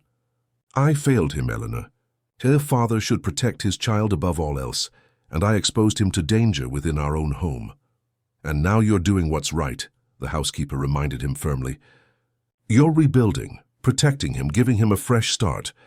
That's what matters now. Eleanor's words, though comforting, did not completely eliminate the weight of guilt Richard carried. Only time and the gradual reconstruction of trust with his son could begin to heal that wound. Meanwhile, in a luxury hotel in central London, Deborah Blackwood was planning her next steps. Divorce was inevitable. Richard had made that clear in their last tense conversation. But she wouldn't leave empty-handed. Not after 3 years of marriage to one of the country's wealthiest businessmen. Sitting on the presidential suite's balcony, overlooking the illuminated city, she spoke on the phone with her lawyer, Maurice Davies, one of the UK's most expensive and ruthless divorce specialists. He has a solid case against you. Deborah, Davies warned, his professional tone masking his concern. The recordings, the boy's testimony, the housekeeper's testimony, not to mention the psychological reports. If this goes public, your image will be destroyed. Deborah took a sip of her champagne, maintaining the studied calm that was her trademark. What about the prenuptial agreement? It has clauses that can be annulled in case of abusive behavior against family members, the lawyer replied. Richard could argue that you violated those clauses and try to get out without paying anything. A cold smile formed on the socialite's perfectly painted lips, but he won't want a scandal. Not with his impeccable reputation, his international businesses, his image as a perfect father. Probably not, Davies agreed, which means we have some room to negotiate. But be realistic. You won't get anywhere near what you expected when you married him. Deborah closed her eyes for an instant, controlling the anger that threatened to show through. 3 years of meticulous planning, of carefully building her image as a devoted wife and stepmother, all ruined because of that brat and that meddling housekeeper.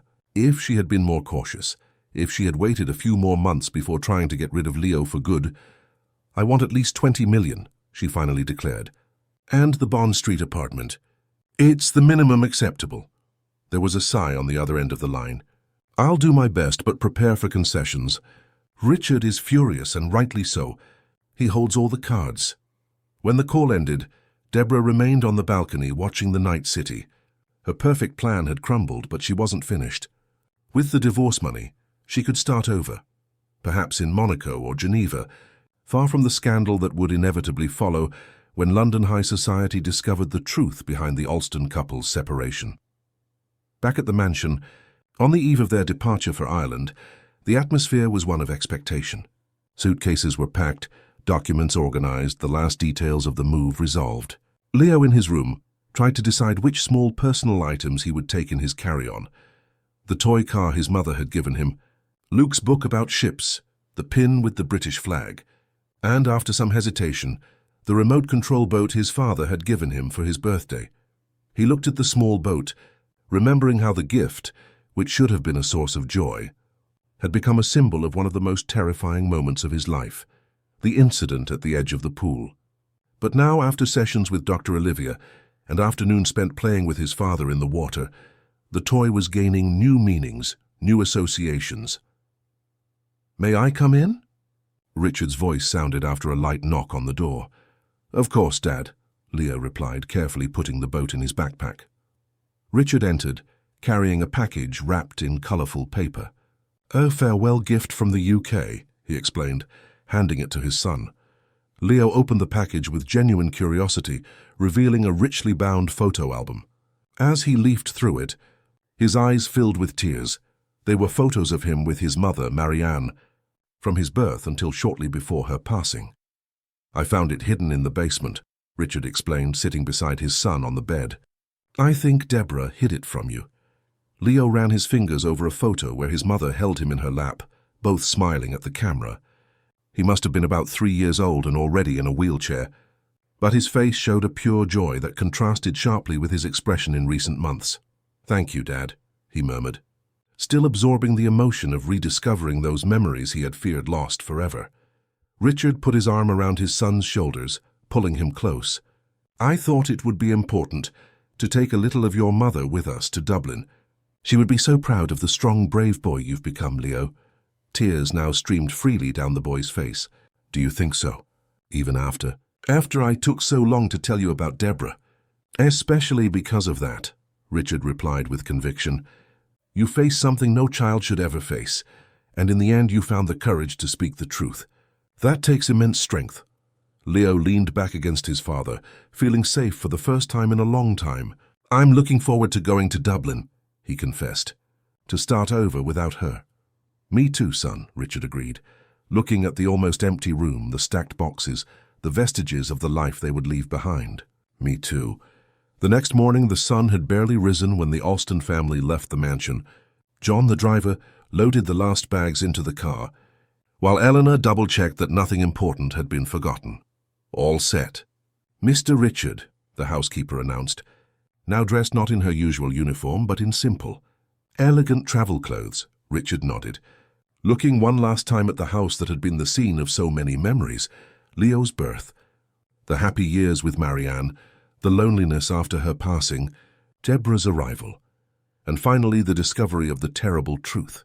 It was the end of one chapter and the beginning of another. "Let's go," he simply said, helping Leo into the car before going around to take the passenger seat. Eleanor sat beside the boy in the back seat, her presence firm and comforting. As the car drove along the winding road leading out of the estate, Leo looked out the window, observing the luxurious houses, the immaculate gardens, the London sky that was beginning to lighten. A part of him would miss the UK, the familiarity, his friends. But another part, the one that still woke startled in the middle of the night, the one that still feared encountering Deborah in the dark hallway, couldn't wait to leave it all behind. The journey to Heathrow International Airport was silent, each absorbed in their own thoughts. When they finally arrived, the reality of the imminent departure became present. Airline staff came to greet them, a courtesy reserved for first-class passengers, and soon the boarding process was underway. "Last call for Aer Lingus Flight 8091 to Dublin," announced the voice on the airport's sound system. Richard turned to his son, kneeling to be at his eye level. "Ready for our new adventure?" Leo looked at his father, then at Eleanor, who smiled encouragingly. He thought of the mansion they were leaving behind, of Deborah and her fake smile, of the nights of terror and days of humiliation. Then he thought of Dublin, of the historic streets he had seen in photos, of the adapted apartment that awaited them, of the new school, of the new friends he would make, of the opportunity to start over without fear. "Ready," he replied, feeling a new determination grow within him. As the Alston family boarded the plane that would take them to their new life, thousands of miles away, in a luxury hotel in central London, Deborah Blackwood received a call from her lawyer. They just boarded, Maurice Davies informed her, and Richard made a final offer for the divorce. 10 million, the Bond Street apartment and the car. In exchange, you sign a confidentiality agreement and waive any other assets or future compensation. Deborah clenched the phone tightly. Her face contorted in an expression none of her high society admirers had ever seen. Pure rage, without the veneer of sophistication and control she always maintained in public. "Less than half of what I asked for," she hissed. "It's that or nothing," the lawyer replied bluntly. "And, considering the evidence he has against you, it's an extremely generous offer. My professional advice? So accept before he changes his mind." There was a long silence before Deborah responded, her voice returning to her usual controlled tone. "Tell him I accept." She paused deliberately before adding, "And also tell him I wish them a wonderful life in Dublin." The veiled threat in her words did not go unnoticed by the lawyer. "Deborah, don't do anything stupid. The protective order is internationally valid, and Richard has important connections in Ireland. If you try anything—" "Who do you take me for, Maurice?" she interrupted, her voice now honeyed. "I'm just being polite, wishing the best for my almost ex-husband and my adorable stepson." When the call ended, Deborah walked to the suite's bar, pouring herself another glass of champagne. £10 million. It wasn't what she had planned, but it would be enough to start over, to reinvent herself. Perhaps Monaco really was the best option.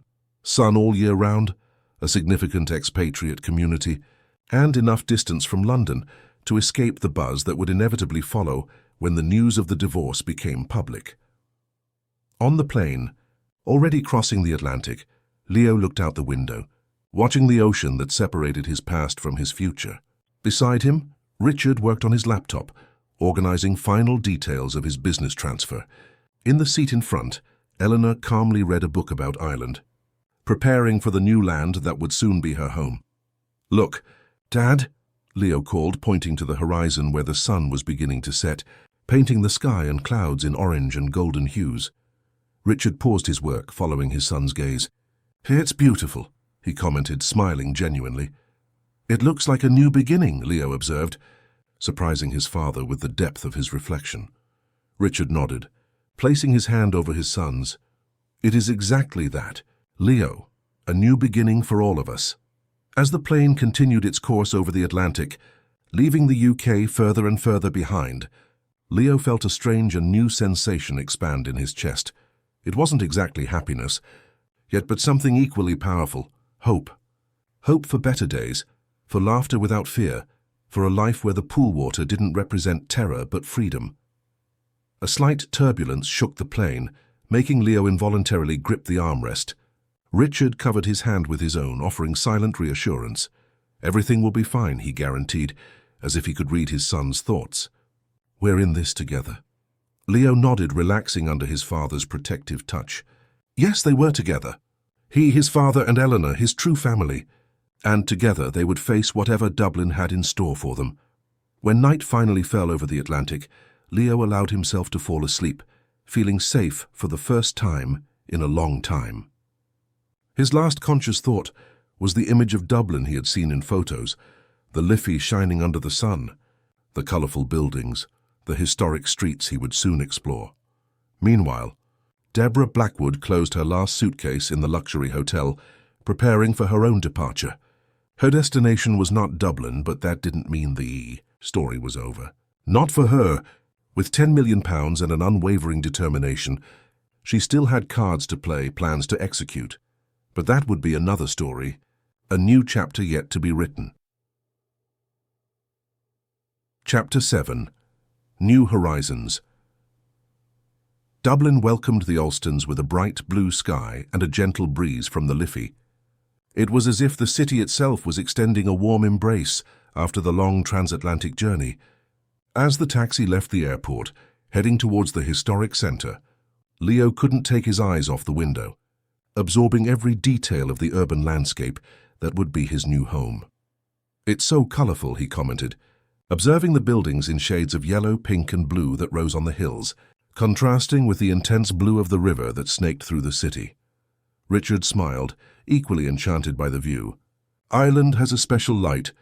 Artists say it's different from anywhere else in the world." Eleanor, sitting in the front seat beside the driver, seemed like a child on her first trip. In her 60s, it was her first time leaving the UK, and every sight was met with exclamations of surprise and admiration. "Goodness gracious, look at those bricks." She pointed as they passed a church with a facade richly decorated with traditional Irish brickwork. The taxi wound through the narrow streets and steep hills of the historic centre until it reached a wide, tree-lined avenue, O'Connell Street, one of Dublin's most elegant. The vehicle stopped in front of a stately 19th-century building, recently restored to combine historic charm with modern comforts. "We've arrived," Richard announced, as the driver began to remove the suitcases from the trunk. The building's doorman, an elderly gentleman with a grey moustache and formal posture, came to greet them immediately. He spoke an Irish English different from the British, with a unique musicality that made Leo smile. "Welcome to Dublin, Alston family," he greeted, leading them into the elegant lobby. "I'm Liam, the doorman. Anything you need, I'm at your service." Inside the lobby, Leo immediately noticed the accessibility adaptations, ramps discreetly integrated into the building's classic design, a spacious and modern elevator contrasting with the old marble floor. His father had truly thought of everything. The apartment was on the 5th floor and occupied the entire floor. When the door opened, it revealed a spacious, bright, and elegantly furnished space, with floor-to-ceiling windows that offered a stunning view of St. Stephen's Green, and, in the distance, the River Liffey. "It's beautiful," Eleanor whispered, slowly turning to absorb every detail of the sophisticated environment. "And fully adapted," Richard added, showing Leo how the doors were wider to accommodate his wheelchair, how the light switches were positioned at an accessible height, and how his bedroom-bathroom had been specially designed for his needs. Leo's room was a dream, spacious, with a comfortable bed, a desk strategically placed in front of the window overlooking the city, and shelves already partially filled with his favorite books, sent in advance. On the wall, a decorative world map where Dublin was marked with a small golden star. "For you to keep track of our adventures," Richard explained, pointing to small coloured flags in a container on the desk. "We can mark every place we visit together." The expression on Leo's face was one of pure joy, something Richard hadn't seen in so long that he felt his eyes well up with tears.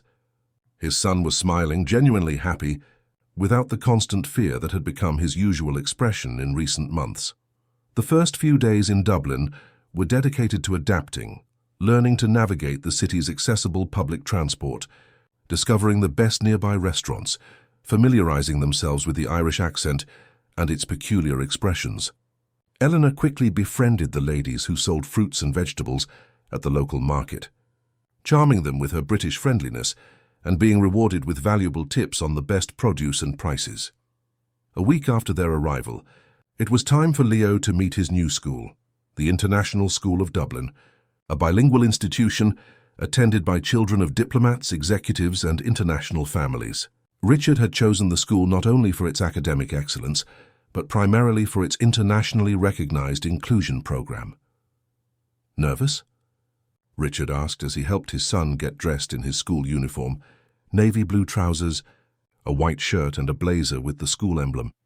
"A little," Leo admitted, adjusting the tie he wasn't used to wearing yet. "What if they don't like me? What if they find my accent funny?" Richard smiled understandingly. "Half the students are foreigners, son. Everyone has different accents. And as for liking you, well, it's impossible not to like you." The confidence in his father's words helped calm Leo's anxiety. When they arrived at the school, a modern complex with historic buildings carefully adapted for accessibility, they were greeted by the headmistress, Dr. Constance Pierce, an elegant middle-aged woman with a welcoming smile. "Welcome to ISD, Leo," she greeted him in fluent English, though with an Irish accent. "We are very happy to have you with us." The initial apprehension quickly gave way to excitement when Leo was introduced to his class, a diverse group of children of various nationalities, all equally curious about the new British classmate. His teacher, Ms. Margaret, had prepared a special activity to integrate him. Each student was to share an interesting fact about their country of origin, starting with Leo. "In the UK, we have the largest collection of historical castles in the world," he said, drawing impressed looks. "And the Notting Hill Carnival is one of the biggest street parties on the planet." Soon he was chatting animatedly with his new classmates, especially with Michael, an Irish boy who also had a passion for boats and ships, and Sophia, a Spanish girl who was fascinated when she learned that Leo had a remote control boat. "We can test it in the lake at Phoenix Park," Michael suggested enthusiastically. "My dad takes me there on weekends. There's perfect space for little boats." "I'd love that," Leo replied, feeling a wave of happiness as he realized he was making friends so quickly. When Richard returned to pick him up at the end of the day, he found a transformed Leo, animated, talkative, full of stories about his new classmates and teachers. The fear that had shadowed his face for so long seemed to have completely disappeared. "Looks like the first day was a success," Richard commented as they drove home. "It was amazing, Dad," Leo exclaimed, his voice overflowing with enthusiasm. "There are students from everywhere, France, Spain, England, even Japan. And everyone is super nice. No one looks at my chair funny or talks differently to me." Richard felt a lump in his throat as he heard the joy in his son's voice. It was as if the real Leo, the curious and enthusiastic boy he had been before Deborah's arrival, was finally reappearing. At home, Eleanor awaited them with a special snack, scones with jam and cream, a typical British treat that had already become Leo's favorite, accompanied by hot chocolate. "How was school, my child?" she asked, adjusting the napkin on the boy's lap with the same maternal care as always. "Wonderful," Leo replied, launching into a detailed account of every minute of the day. From history class, where they were studying famous British explorers, to science class, where he had impressed everyone with his knowledge of hydrostatics, acquired during his playtime with the boat in the pool. Richard watched the scene with a full heart, his son talking animatedly, Eleanor listening with genuine attention, the apartment bathed in the golden light of the late Dublin afternoon. It seemed like a dream after the nightmare they had lived in the UK. In the weeks that followed, the Alston family established a new routine in Dublin. Richard divided his time between the office he had set up in the apartment and in-person meetings with his new Irish partners. Eleanor managed the house with the same efficiency as always, now adding Irish dishes to her culinary repertoire. And Leo, to everyone's delight, flourished in his new environment. School quickly became his favorite place. The classes were challenging but stimulating, with teachers who knew how to adapt the content to include all students without lowering the level of expectation. In physical activities, Leo discovered adapted basketball and revealed a natural talent for the sport, being invited to join the school team. On weekends, the family explored Dublin and its surroundings. They visited Dublin Castle, from where they admired the panoramic view of the city. They strolled through the narrow streets of the Liberties, the oldest neighbourhood, where street musicians played traditional Irish music. They explored Howth and its monuments, dedicated to the Age of Discovery, including Howth Lighthouse and the imposing Christ Church Cathedral. With each new adventure, Leo marked another point on his world map, creating a visual record of his explorations. The remote control boat, which had been a symbol of so much terror in the UK, now sailed happily across the lake in Phoenix Park on sunny Sundays, when Leo, Michael, and Sophia gathered for friendly competitions. The sessions with the psychologist continued, now via video conference with Dr. Olivia in the UK. Each week, she noted Leo's progress. Fewer nightmares, fewer episodes of anxiety, more confidence in new situations. "You're healing." "Leo," she commented during a session, 3 months after their arrival in Dublin, "I see it in your face. I hear it in your voice. I still think about her sometimes," the boy admitted, referring to Deborah. "I'm still afraid she might suddenly appear." "It's natural," the psychologist assured him. "Trauma doesn't disappear overnight. But notice how those thoughts are less frequent, how fear no longer controls your life." He nodded, acknowledging the truth in those words. It wasn't that the fear had completely disappeared. Sometimes turning a corner or seeing a woman with hair similar to Deborah's, he still felt a start. But now those moments were brief, soon replaced by the security of his new reality. One afternoon, while browsing on his laptop, Leo received an email from Luke, his friend from the UK. Attached was a report from a London Society magazine with the title, "Socialite Deborah Blackwood leaves UK after £1 million divorce." Leo's heart raced when he saw her name. With trembling fingers, he opened the attachment. The report showed photos of Deborah boarding a plane, apparently heading to Monaco, and briefly mentioned her divorce from businessman Richard Alston, attributing the separation to irreconcilable differences. There was no mention of the abuse, the psychological terror, the true reason behind the breakup. Richard had ensured that in the confidentiality agreement. "Dad," Leo called, his voice slightly trembling. "Come see this." Richard approached, reading the report over his son's shoulder. His expression hardened for a moment, but soon softened as he noticed the concern on Leo's face. "She went to the States," the boy said. "That's far enough, isn't it?" Richard knelt beside the wheelchair to be at his son's eye level. "It's more than enough, Leo. And even if it weren't, remember, we're safe here. We have the restraining order. We have the authorities on our side, and most importantly, we have each other. She can't reach us now." Leo nodded, feeling the initial fear dissipate. His father was right. They were protected not just by physical distance, but by everything they had built in recent months. A new life, a new support network, a new understanding between them. That night, during dinner on the apartment's balcony, overlooking the city lights that were beginning to turn on at dusk, Richard proposed a toast. "To new beginnings," he said, raising his glass of Irish whiskey, while Eleanor and Leo raised their glasses of juice. "And to true families," Eleanor added, her loving gaze passing from Richard to Leo. "And to Dublin," Leo completed with a smile, "our new home." The glasses clinked in the warm air of the Irish night, sealing a silent pact between the three, the pact to move forward, to build something new and beautiful on the ashes of the past. 6 months after their arrival in Dublin, the Alston family's life had found a harmonious balance. Richard had expanded his businesses beyond Ireland, establishing partnerships throughout Europe. Eleanor had become a familiar figure at the local market, where merchants greeted her by name and saved the best produce for her. And Leo had transformed. The scared and withdrawn boy who had left the UK was now captain of the school's adapted basketball team, had a solid group of friends of various nationalities, and had been selected to represent the school in an international science competition. His grades were exemplary, his Irish accent almost perfect, and his smile, once so rare, was now constant. One particularly sunny Saturday afternoon, the family decided to visit the Dublin Aquarium, one of Europe's largest aquariums. As they watched the enormous manta rays glide gracefully in the main tank, Leo tugged at his father's shirt sleeve. "Dad, remember when we played with the boat in the pool back in the UK?" he asked, his voice calm without the tremor that once accompanied any mention of the past.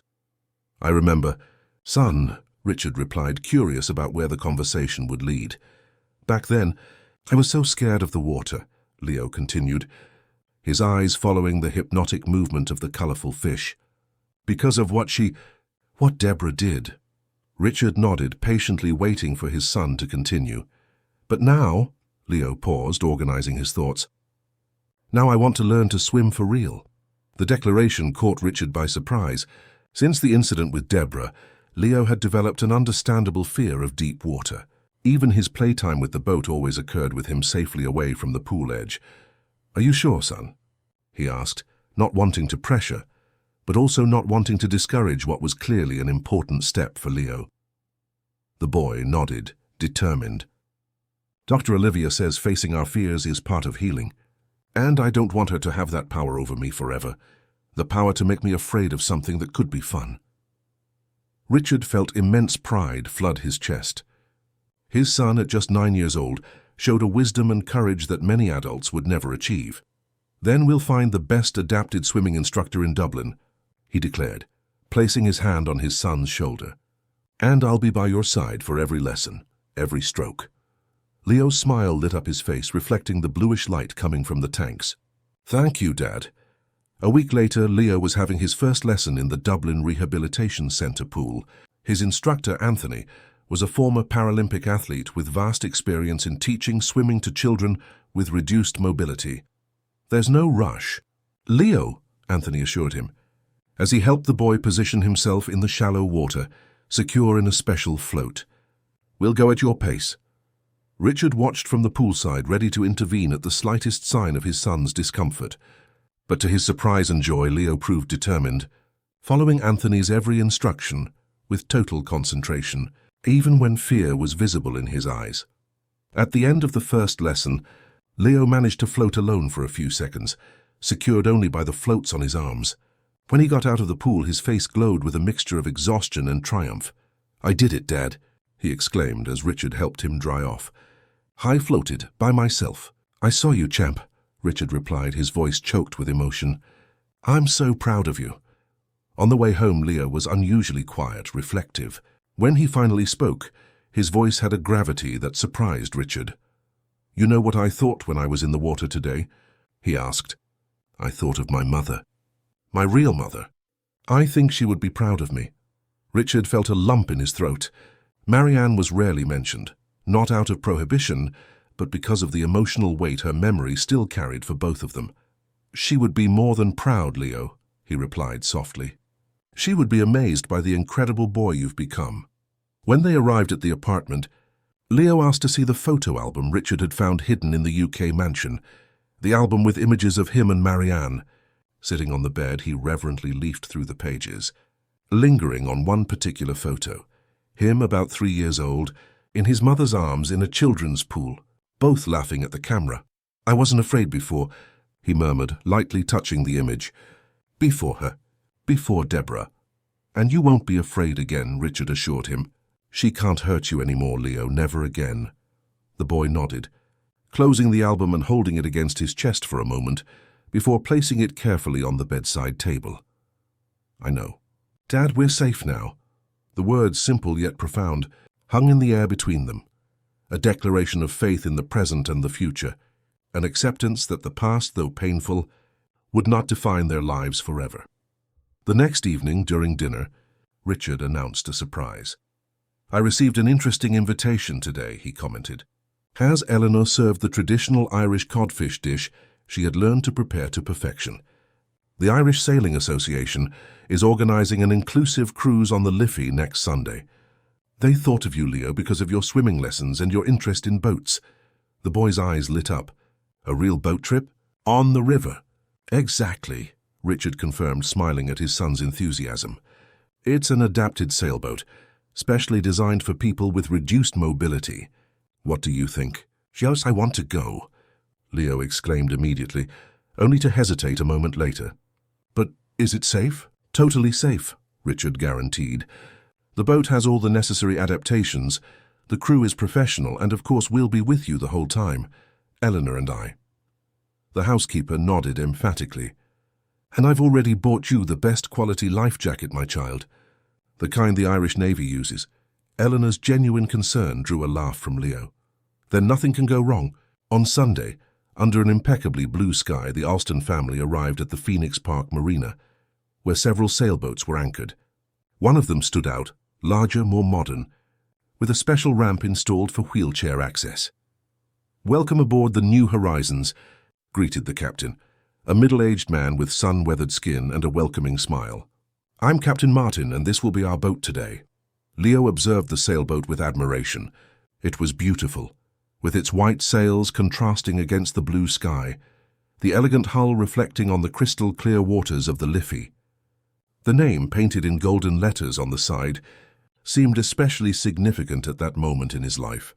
With the help of the captain and Richard, Leo was transferred aboard via the ramp, his wheelchair secured in a special system that ensured stability even with the boat's movement.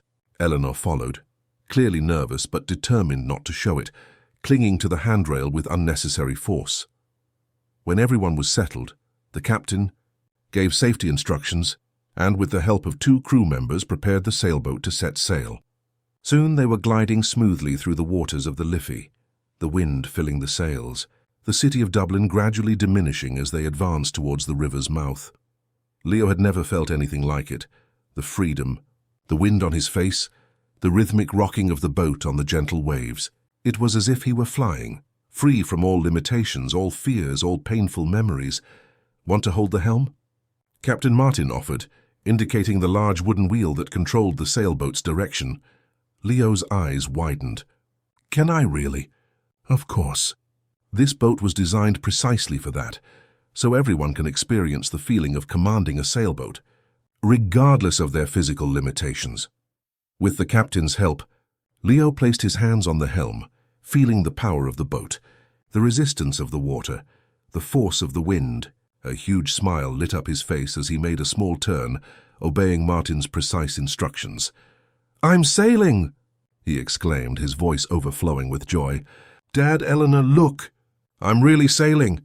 Richard, sitting nearby, took photos with his phone, his eyes shining with pride and emotion. Eleanor, who had finally relaxed enough to enjoy the ride, applauded enthusiastically. "He's a natural sailor, your son," the captain commented to Richard.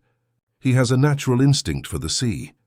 The cruise lasted 3 hours, during which they sailed almost to the mouth of the Liffey, admired the majestic Samuel Beckett Bridge and Poolbeg Lighthouse on the other bank, and saw from afar the Atlantic Ocean opening up in its vast blue. Leo absorbed every moment, every image, every sensation, as if he were storing precious treasures in his memory. When they finally returned to the marina, the sun was beginning to set, painting the sky in golden and pink hues. Leo seemed transformed. There was a new confidence in his gaze, a serenity Richard had never seen before. "It was the best day of my life," he declared, as they returned home in the adapted taxi, the fatigue evident in his voice, but also a deep satisfaction. "Better than the day we won the school basketball championship," Richard teased, referring to Leo's team's recent victory. "Much better," the boy confirmed without hesitation. "On the boat I felt free, like nothing could stop me, not even—" He paused, his face suddenly serious. "Not even the bad memories." Richard exchanged a meaningful look with Eleanor in the front seat. It was the first time Leo had spoken so openly about the emotional impact of his experience with Deborah, about how she had limited not only his physical safety, but also his sense of possibility, of freedom. "You know what that means, don't you?" Richard asked, holding his son's hand. Leo nodded, a small smile forming on his lips. "It means I'm really healing. That I'm moving forward." "Exactly," Richard agreed, gently squeezing the boy's hand. "New horizons, son. Like the name of the boat." That night, after Leo fell asleep, exhausted but happy, Richard sat on the apartment balcony with a glass of Irish whiskey. Eleanor joined him, bringing herself a cup of tea. "He's so different," the housekeeper commented, looking towards the room where Leo slept. "I hardly recognize that scared boy who left the UK." Richard nodded, contemplating the lights of Dublin shining in the night. "Sometimes I wonder how I didn't realize what was happening, Eleanor. How I could have been so blind to my own son's suffering." "The important thing is that you realized in time," she replied with her simple wisdom. "And you had the courage to change everything, to start over. Many men, especially rich and powerful men like you, would have tried to hush it up to maintain appearances." "Never," Richard declared vehemently. "Nothing, no reputation, no business, no marriage, is worth more than my son's well-being." Eleanor smiled, her wrinkled face illuminated by the affection she felt for that family, which in so many ways had become her own. "That's why it's working out, Mr. Richard. That's why Leo is flourishing again. He knows deep down in his heart that for you he comes first, always." Eleanor's words, simple but profound, touched Richard deeply. It was true. Amidst all the changes, all the difficult decisions, all the rebuilding, one thing had remained constant: his unconditional love for his son. A full year passed since the Alston family arrived in Dublin. What was supposed to be a temporary stay had turned into a permanent move. Richard had expanded his businesses throughout Europe. Leo was perfectly adapted to school and had an active social life. And Eleanor, to everyone's surprise, had started a discreet romance with Liam, the Irish doorman of the building. On Leo's 10th birthday, the family organized a party in the apartment's garden. His school friends, his basketball teammates, his swimming instructors, and his Irish neighbours who had practically become part of the family attended. It was a perfect Dublin spring afternoon. The sky was a deep blue, the gentle breeze carried the scent of flowers from the nearby park, and the sound of children's laughter filled the air. Leo, at the centre of attention, seemed to radiate happiness. During the party, Richard watched his son interacting with his friends, laughing, telling stories, completely at ease in his body. Miguel and Sofia, his closest friends, gave him a special present, a perfect replica of the New Horizons sailboat, complete with an accessibility ramp and a miniature wheelchair on deck. That night, after the guests had left and the apartment was quiet again, Leo sat on the balcony with his father and Eleanor, sharing a quiet moment. "We faced our storm back in the UK," Leo said thoughtfully, looking out at the city lights. "We were scared, but we kept going. And now we've discovered our new world here." Richard nodded, putting an arm around his son. "We are navigators in our own way. But unlike Francis Drake, we completed our journey. We reached our destination, not just Dublin as a place, but this moment, where we are happy and safe." Later, before bed, Richard found an email from his lawyer. The divorce from Deborah was officially finalized. Her door closed, allowing others to remain open. He looked at the photo on the bedside table, him, Leo and Eleanor on the sailboat, smiling under the Dublin sun. The image of his reconstructed family, sailing in calmer waters. "We made it, Marianne," he murmured, thinking of Leo's mother. "We weathered the storm." He fell asleep to the distant sound of the Liffey's waves, cradling the dreams of all Dublin's navigators, including the small British family who had found their safe harbour in the city of 1,000 welcomes.